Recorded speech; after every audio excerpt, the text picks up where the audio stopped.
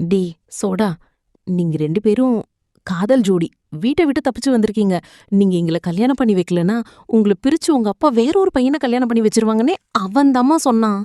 ம். டேய் சோடா, என்னடா ஆச்சு? டைவர்ஸ் குடுத்துட்டாங்கன்னு சொன்னேன். என்னடா? டேய் சொல்றா டேய் டேய் டேய் டேய் சோடா.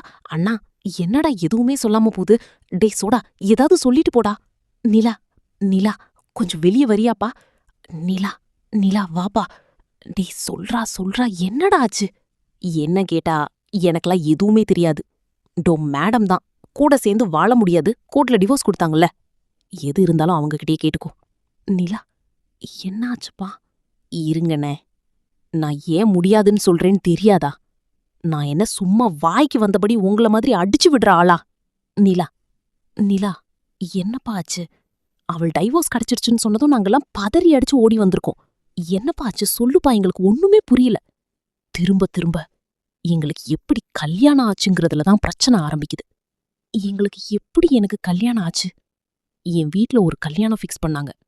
எனக்கு அந்த கல்யாணம் பிடிக்கல. ஜோன் கிட்ட நான் ஹெல்ப் கேட்டேன். ஒரு வேலா, என்னண்ணே, என்னை சென்னை கூட்டிட்டு வந்து விடுற வேலை மட்டும்தானே. என் நேரம் என்னை கூட்டிட்டு போனது. என் அப்பாக்கு தெரிஞ்சு அவர் ஆளுங்களோட சேஸ் பண்ணிட்டு வந்தாரு. அவர்கிட்ட இருந்து தப்பிக்க வேற வழியே இல்லாம நாங்க போலீஸ் ஸ்டேஷனுக்குள்ள போனோம். அங்க நாங்க 2 பேரும் கல்யாணம் பண்ணா மட்டும்தான் தப்பிக்க முடியும்னு ஒரு சூழ்நிலை இருந்துச்சு. அதனாலதானே கல்யாணம் பண்ணோம். அதுதானே நடந்துச்சு.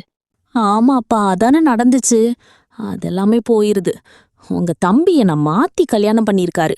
இந்த 2 பேரும் இன்னைக்கு கோர்ட்ல இருக்கப்போ எங்கள கல்யாணம் பண்ணி வச்ச கான்ஸ்டபிள் அங்க வந்தாரு.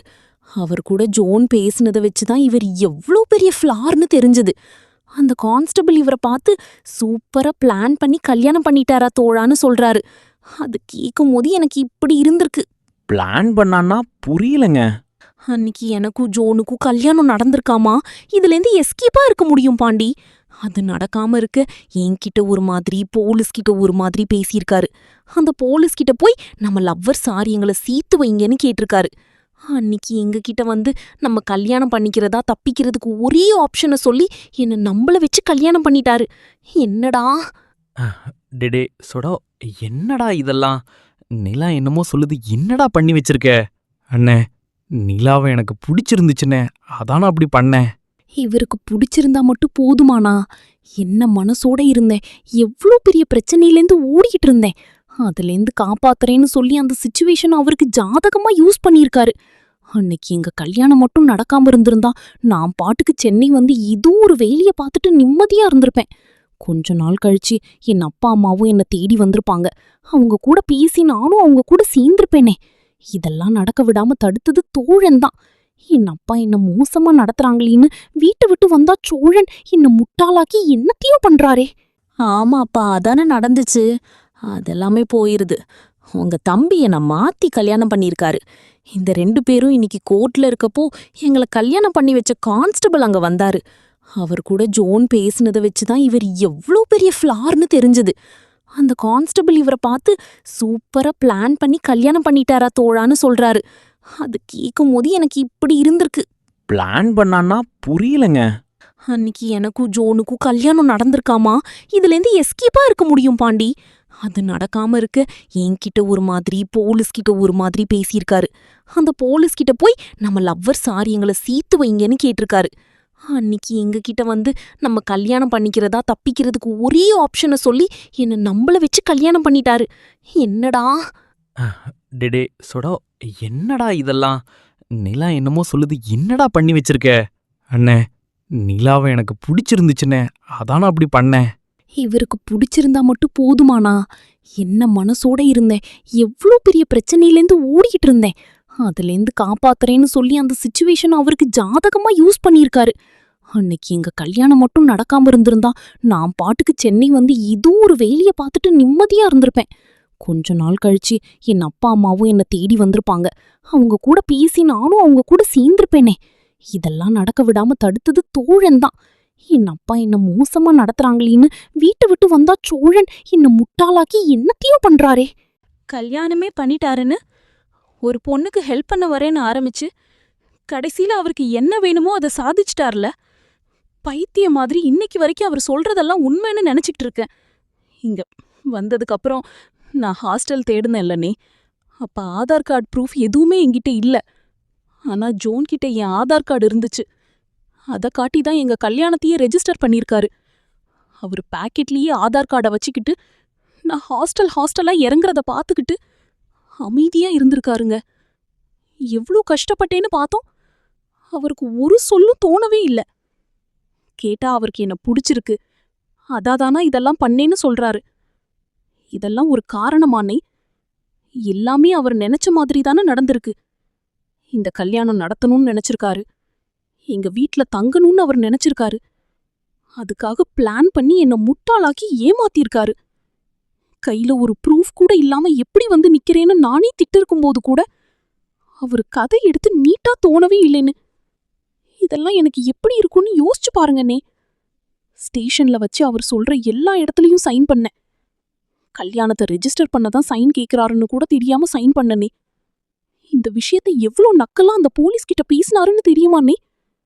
அந்த போலீஸ் நான் இன்ஸ்பெக்டர் கிட்ட சொன்னதாலதான் உங்களுக்கு கல்யாணம் ஆயிடுச்சுன்னு சொல்றாரு. உங்களை அப்படி சொன்னதே நான் தானே சார்னு சிரிச்சுக்கிட்டே சொல்றாருங்க. அண்ணன், ஒரு பொண்ணை ஏமாத்திட்டாரு. எப்படின்னு அவரால இப்படி சிரிச்சுக்கிட்டே சொல்ல முடியுது? டே என்னடா பண்ணி வச்சிருக்க? ஆமாண்ணே, நான் பிளான் பண்ணி தான் கல்யாணம் பண்ணேன். நான் தான் ஒத்துக்கிறேனே. என்னைக்கு நான் நிலாவை பார்த்தனோ அன்னைக்கு எனக்கு அவளை பிடிச்சிருச்சு. போலீஸ் ஸ்டேஷன் போய் நிக்கிற வரைக்கும் நிலாவை கல்யாணம் பண்ணிக்கணும்னு எனக்கு எந்த எண்ணமும் இல்ல. அங்க நாங்க லவ் பண்றதா நினைச்சு பேசினாங்க. அந்த வாய்ப்பை நான் யூஸ் பண்ணிக்கிட்டேனே. பாத்தீங்களானே எப்படி சொல்றாருன்னு பாத்தீங்களானே? யூஸ் பண்ணிட்டாராம். எடா பொருளா கண்ணை போட்டு வாங்குறதுக்கு. இதெல்லாம் இன்னைக்கு வரைக்கும் என்கிட்ட சொல்லவே இல்லைன்னே. ஒருவேளை நான் டிவோர்ஸ் வேணான்னு சொல்லியிருந்தா காலப்புறா இந்த பொய்ய தூக்கி சுமந்திருப்பார். ஒவ்வொரு தடவையும் சோழனை நோக்கி 10 ஸ்டெப் எடுத்து வச்சா அவர் என்ன 2 ஸ்டெப்பு பின்னால தள்ளுறாருங்க. இப்படி ஒவ்வொரு முறையும் என்ன பிளான் பண்ணி ஏமாத்துனவரோட எப்படி இருப்பேன்? அவரோட நான் ஏன் சேர்ந்திருக்கணும்? அதோ வேணும்னு சொல்லிட்டேன். வாடு பையா ஊதுன. இதுக்கு மேல நான் இந்த வீட்ல இருக்க போறதில்ல. எனக்கு இந்த வீட்ல எனக்கு எந்த பிரச்சனையும் இல்லாம இருக்கலாம். ஆனா நான் இங்க வந்தப்போ எவ்ளோ கஷ்டப்பட்டேன். அது எல்லாமே டோரன் கிரியேட் பண்ணதுதான். போலீஸ நம்ப வச்சு என்ன நம்ப வச்சு ஒரு ஃபுல் டிராமாவை நடத்தி அதுல நேத்தாமா நானும் நடிச்சேன். ஐயோ, இதுக்கு மேல என்னால முடியலன்னே. என்னடி சோடாடி, என்னடா இவ்ளோ பெரிய தப்பு பண்ணி வச்சிருக்க? அட தப்பா சரியா எல்லாம் எனக்கு தெரியாதுன்னே. டே பனிக், உனக்கு தெரியலடா. நிலாவை பார்த்தோன்னே எனக்கு பிடிச்சு போச்சுடா. என்ன மாதிரி இப்படி இருக்க ஒருத்தனெல்லாம் எப்படிடா ஒரு பொண்ணு லவ் பண்ணி கல்யாணம் பண்ணுவா? இப்படி ஏதாவது பிளான் பண்ணாதானே கல்யாணம் நடக்கும். அண்ணா, அவங்களுக்கு அது கஷ்டமா இருக்கும்ல.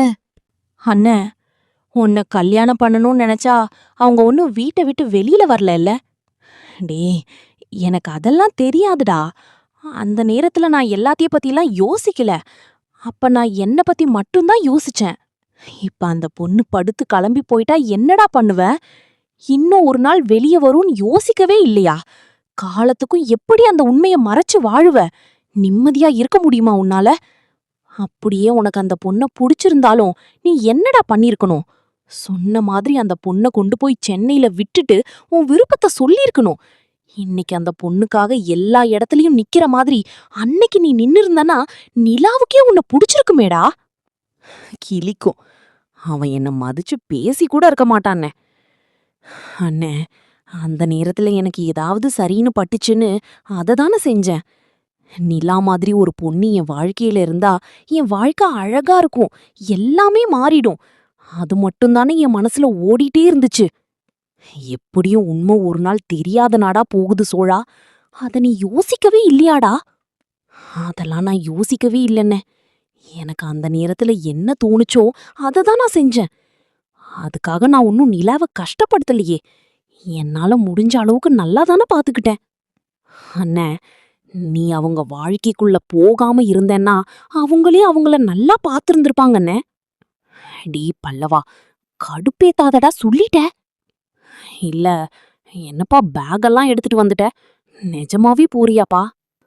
ஆமா, எனக்கு உங்க யார் மேலயும் எந்த வருத்தமும் இல்ல.